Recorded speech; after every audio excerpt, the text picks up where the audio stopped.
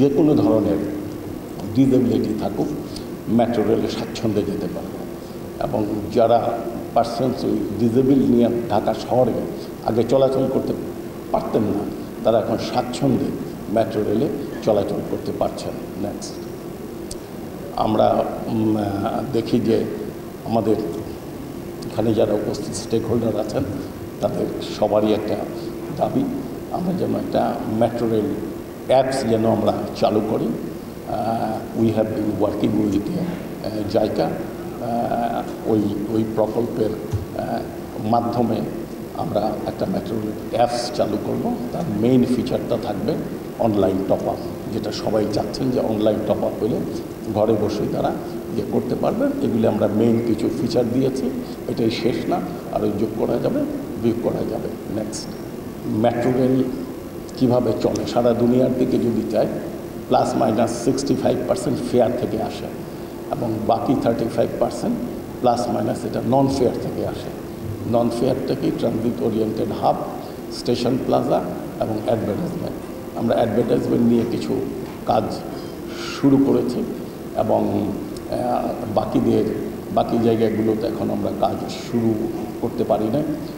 আমরা এটা নিয়ে বিভিন্ন যারা ডোনার এজেন্সি আছে তাদের সাথে আমরা কাজ করছি।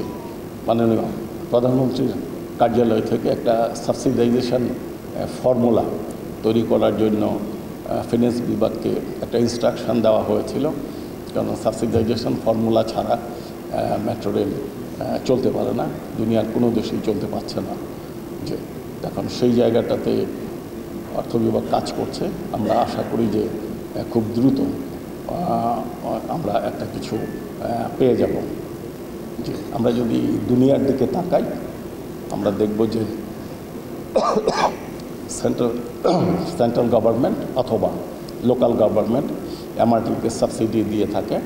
আমরা এখানে দুইটা দেশের উদাহরণ ধরেছে তুলে, সেখানে দেখা যায় যে 50% ফেয়ার থেকে আসছে, বাকি 50% হয় স্থানীয় সরকার বিভাগ অথবা সেন্ট্রাল গভর্নমেন্ট থেকে সাবসিডি দেওয়া হয়েছে।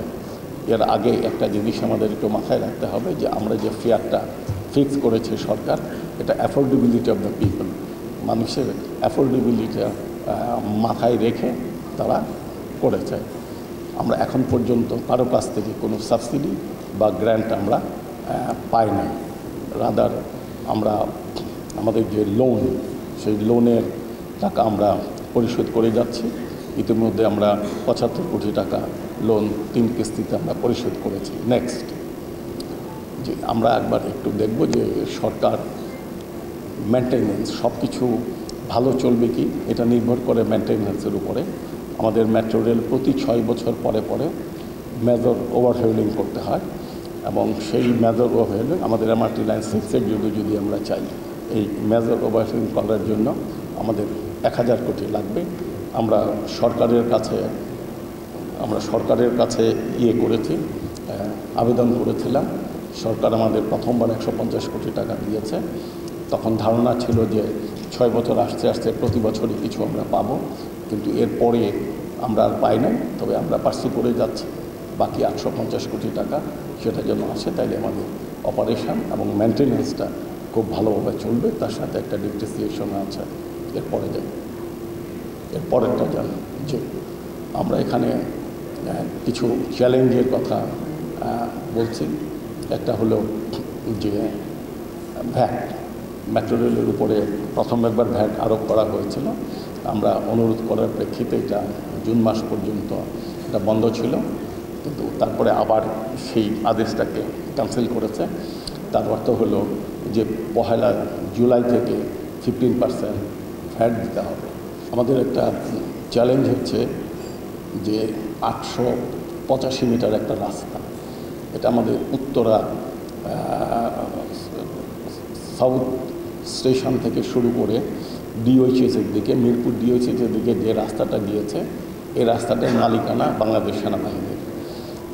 আমরা বলেছি এই রাস্তাটা উন্নয়ন হয় বাংলাদেশ সেনাবাহিনী করুক, না হলে সিটি কর্পোরেশন করুক, না হলে এটা ডিএমটিসিএল করুক। কিন্তু এইভাবে মানুষের একটা চরম ভোগান্তি এবং এতে সরকারের বামমূর্তির উপরেও একটা বিরূপ প্রতিক্রিয়া পড়ছে। আমরা চিঠি লিখেছি, মন্ত্রণালয় থেকে চিঠি ফরওয়ার্ডও করছে। আমরা এখনও পর্যন্ত কোনো হানা জবাব পাই না। এটা অপারেশনের সাথে একটা সম্পৃক্ততা আছে